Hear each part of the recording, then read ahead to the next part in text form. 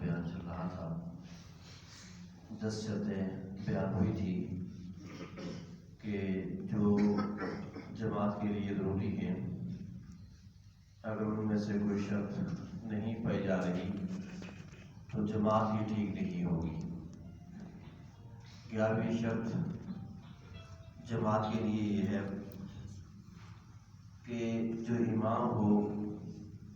اس کی حالت ایسی نہیں ہونی چاہیے کہ جس پر انفرادی اور اکیلے نماز واجب ہو چکی ہو۔ مثلا ایک امام ایسا شخص کو بنایا جا رہا ہو کہ جو خود ہی مقتدی تھا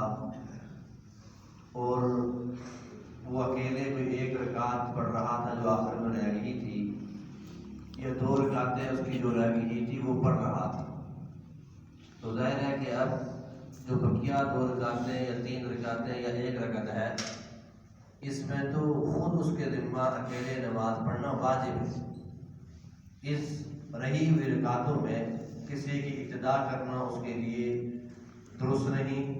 اور نہ اس کی کسی کے لیے اقتدا ٹھیک ہے،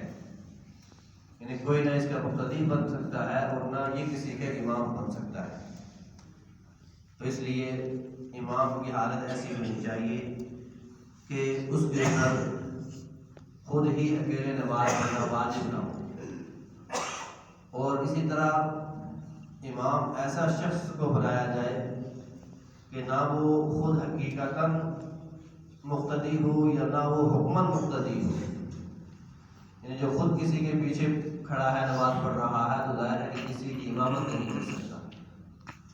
یا ایک حکماً امام مقتدی ہوتا ہے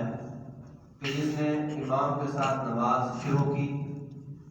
درمیان میں اس کو کوئی عذر لاحق ہو گیا اور وہ اپنے عذر کے بعد واپس آ کر جو اس کی امام کے ساتھ رکعتیں چھوٹ گئی ہیں وہ ادا کر رہا ہے، جس کو لاحق کہا جاتا ہے، تو وہ بھی گویا کہ اس کے اوپر بھی قرات نہیں ہوتی ہے، وہ بھی حکماً امام کے پیچھے نماز پڑھ رہا ہوتا ہے، اکیلے 1 یا 2 رکعتیں پڑھ رہا ہوتا ہے چھوٹی ہوئی، لیکن در حقیقت وہ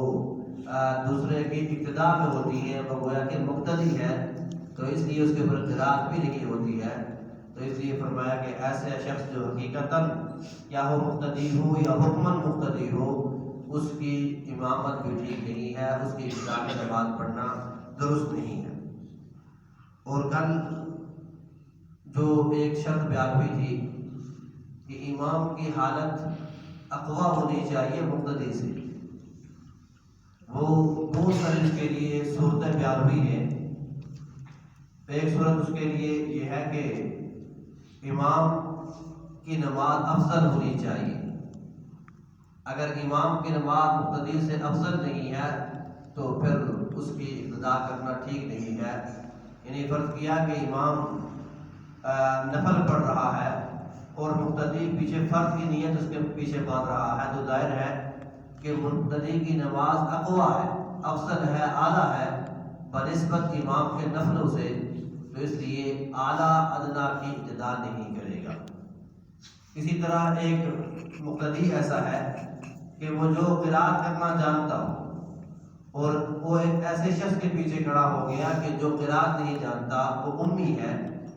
تو فرمایا کہ ظاہر ہے کہ اس کی حالت مقتدی کی حالت اقویٰ ہو گئی ہے امام سے،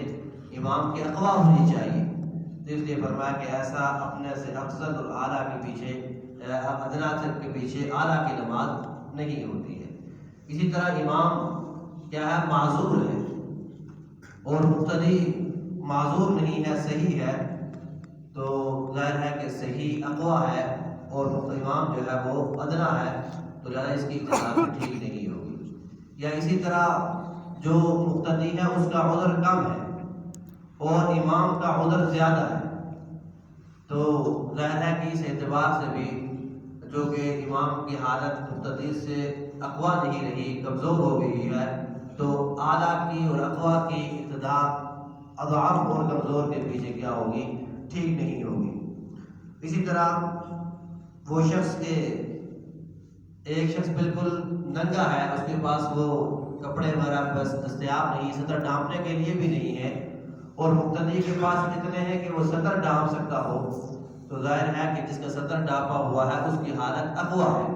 تو لہذا اقوا کی امامت اقتداء ادنا کے پیچھے، اضعاف کے پیچھے کیا ہے، درست نہیں ہے۔ یہ امامت سے متعلقہ کیا ہے، مسائل ہیں، جن کا خلاصہ یہ ہے کہ امام کو مقتدی کے مقابلے میں تمام حالات کے اعتبار سے کیا ہونا چاہیے، اقوا ہونا چاہیے،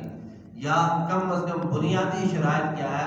زیادہ امام کے اندر ہونی چاہیے بنسبت مقتدی کی، وگرنہ اگر اس کے اندر شرائط کا فقدان ہے اور جو وہ شرائط کے جو نماز کے لیے ضروری ہے یا احوال کے اعتبار سے کیا ہے، اس کی حالتیں، اس کے کیا ہے، اضعاف مقتدی سے، تو پھر امامت کیا ہوگی، درست نہیں ہوگی۔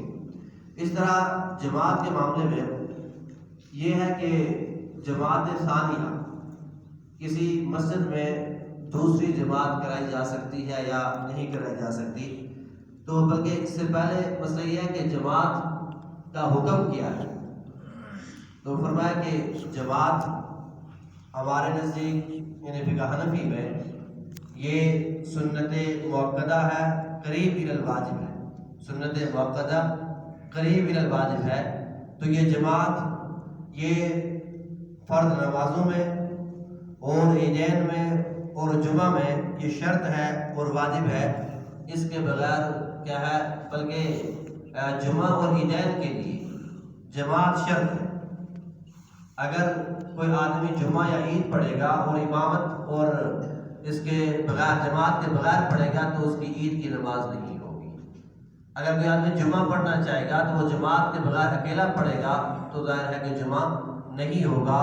جمعہ اور عیدین کے لیے جماعت شرط ہے، اس کے بغیر جمعہ اور عیدین ہوتے ہی نہیں ہیں۔ مردوں کے لیے عید کی نماز مردوں کے لیے ہے وہ جماعت، عورتوں کے لیے جی ہاں واجب ہے، لیکن اکیلے نہیں ہو سکتی۔ عورتوں کی ہو سکتی ہے عید کی نماز، عورتوں کو تو ویسے ہی جماعت مکروہ تحریمی ہے، وہ تو کوئی بھی نماز مکروہ تحریمی ہے۔ عورتوں کے لیے عید کی نماز ہے ہی نہیں ہمارے فقہ حنفی میں، جمعہ کی نماز عورتوں پر واجب ہی نہیں ہے، یہ تو مردوں پر ہی واجب ہے۔ جمعہ اور عیدین مردوں پر ہی واجب ہے، ہمارے فقہ حنفی میں عورتوں پر جمعہ کی نماز واجب ہی نہیں ہے۔ تو جمعہ اور عیدین کی نماز، یہاں امامت کی بات اور جماعت کی بات ہو رہی ہے کہ جمعہ اور عیدین کے لیے جماعت شرط ہے۔ جمعہ اور عید کی نماز میں اکیلے پڑھنا چاہے، میں جمعہ پڑھتا ہوں، نماز مسجد میں نہیں آیا ہے، جماعت ہو چکی ہے، تو اکیلے اس کی جمعہ کی نماز نہیں ہوگی، اس کے لیے حکم یہ ہوگا کہ وہ کیا کرے، وہ ظہر کی نماز پڑھ لے۔ اور اسی طرح عید کی نماز ہے، عید الفطر ہے یا عید الاضحیٰ ہے، تو کوئی آدمی اکیلا پڑھنا چاہے تو اس کی اکیلے عید کی نماز نہیں ہوگی، اس کو جماعت کے ساتھ، عید کے ساتھ، یا جہاں عید کی نماز ہو رہی ہے وہاں پڑھنا ضروری ہے، اکیلے پڑھے گا تو اس کی نماز نہیں ہوگی۔ اور یہ گویا کہ ہم اس کو تعبیر کرتے ہیں کہ جمعہ اور عیدین کے لیے جماعت شرط ہے، اس کے بغیر عید اور جمعہ ہوتا ہی نہیں ہے۔ البتہ جو بقیہ نمازیں ہیں، فرض نمازیں ہیں، اس کے لیے جماعت سنت مؤکدہ یا واجب ہے، سنت مؤکدہ قریب الی الواجب ہے۔ تو ان کیا ہے، فرائض نمازوں میں اگر کوئی آدمی جماعت کو چھوڑے گا تو گنہگار ہوگا۔